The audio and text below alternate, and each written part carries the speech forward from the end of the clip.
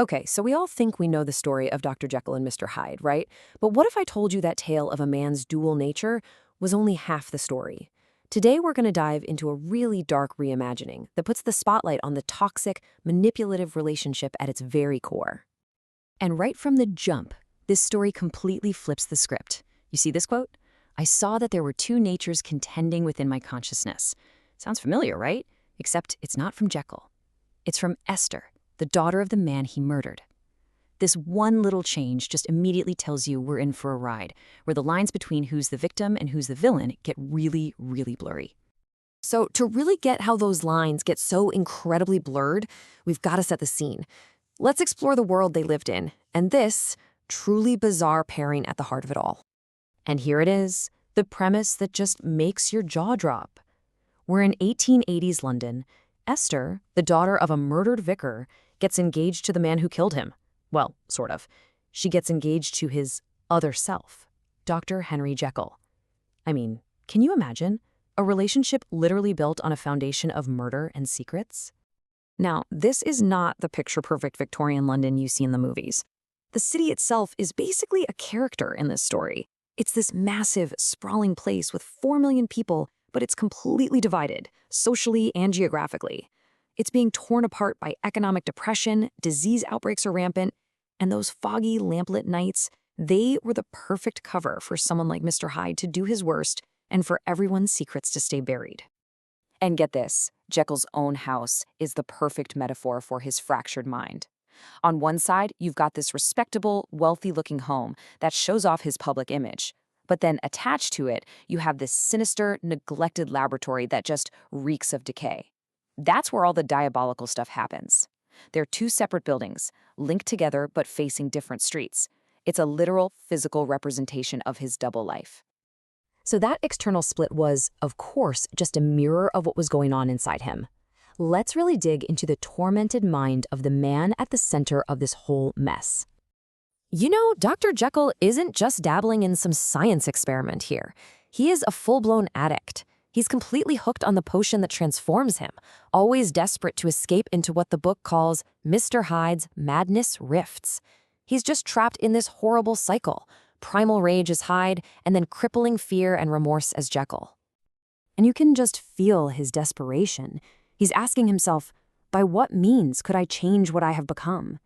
He pictures himself building this ladder to get back to being good, but every time, Hyde, this crazy fiend as he calls him, comes hurtling down again and broke his head. In his own mind, there's just no way out.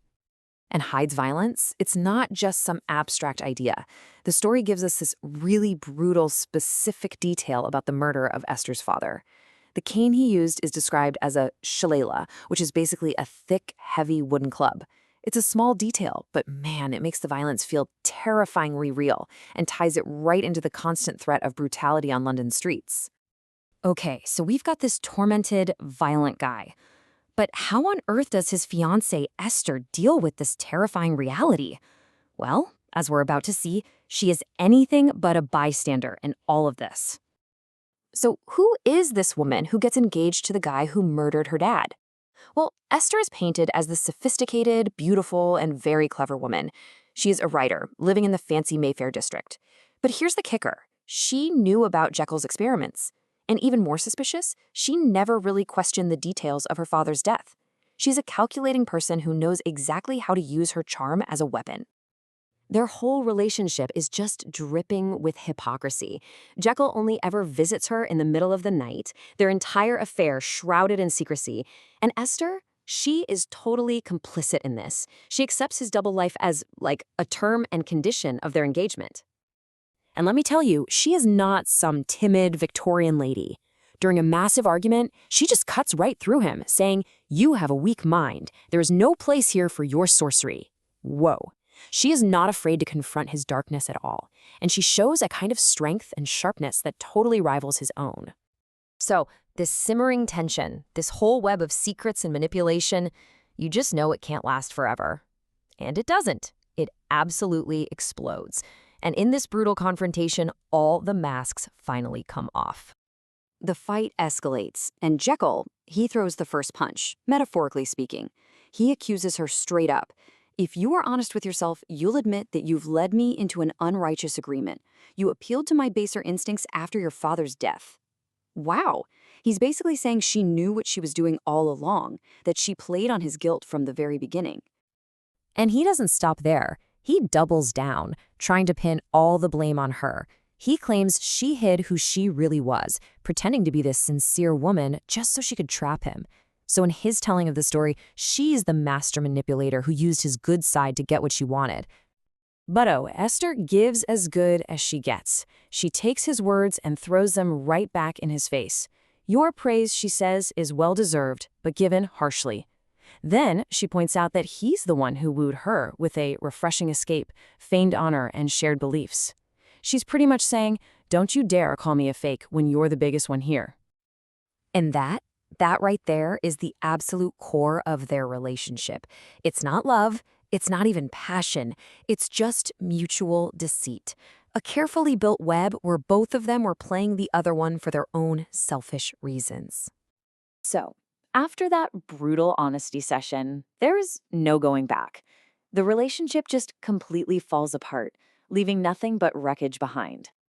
And the end comes fast. First, Jekyll just announces he's leaving for Europe to continue his work. Doesn't even ask her. Feeling betrayed, Esther snaps and physically attacks him, actually choking him. Jekyll manages to get away, jumps on a ship, and leaves London for good, thinking to himself that women are God's most complicated creation.